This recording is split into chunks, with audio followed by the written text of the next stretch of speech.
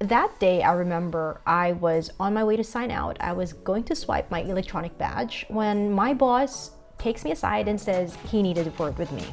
"We're shooting the corporate video tomorrow," he says. "I need to ask you a favor. Please come to work dressed normally." I was a bit perplexed. What exactly was he asking me to do?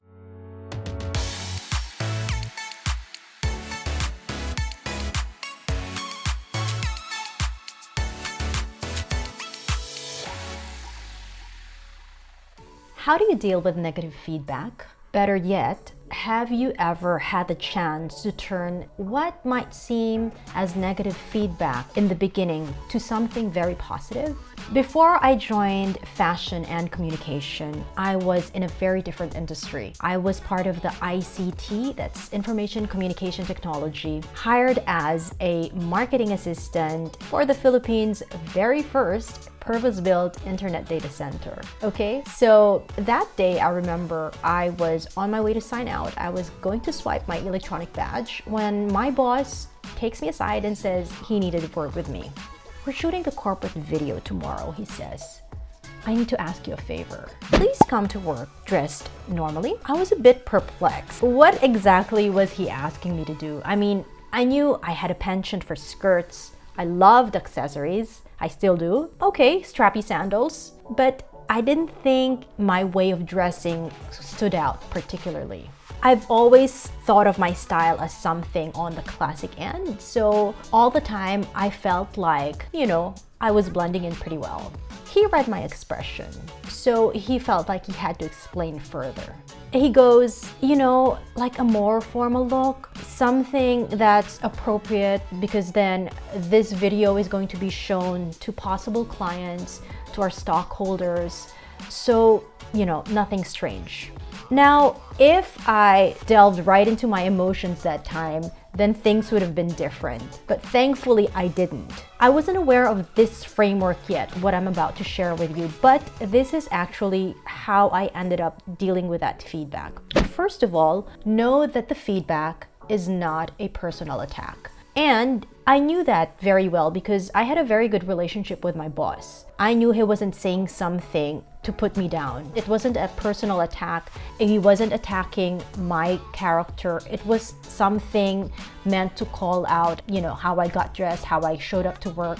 So really, that didn't even cross my mind. Second of all, take time to process your emotions. Now, this is probably the part that was most challenging for me because if you ask me how that feedback made me feel back then, well, I'll tell you. First, I felt a little bit offended because I felt like he insinuated that my way of dressing was not normal. Second, it made me feel a little bit anxious because now I knew how my boss felt about how I dressed up. And when it's your first job, these things tend to matter to you. Third, I felt somewhat discriminated because then I said, okay, now what? Does that mean I have to check and maybe overhaul my entire corporate wardrobe?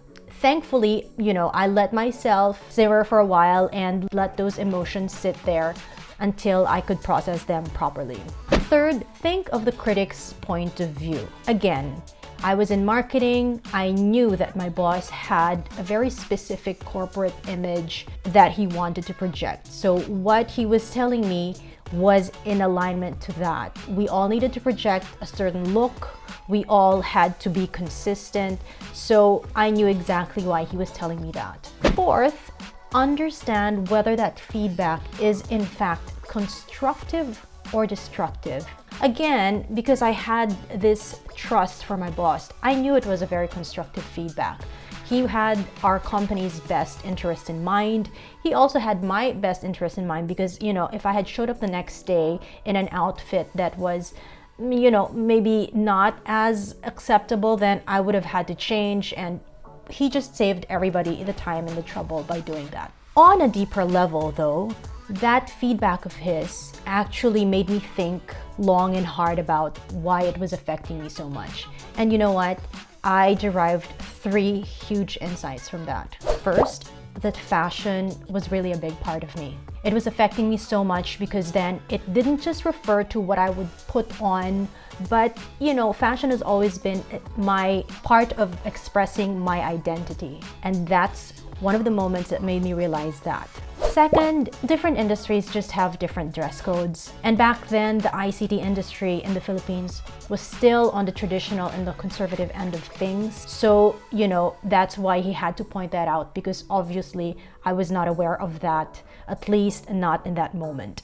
Third, with that in mind, then I asked myself, well, maybe I'm in the wrong place. Maybe I should be in an industry that actually encourages self-expression through style and experimentation.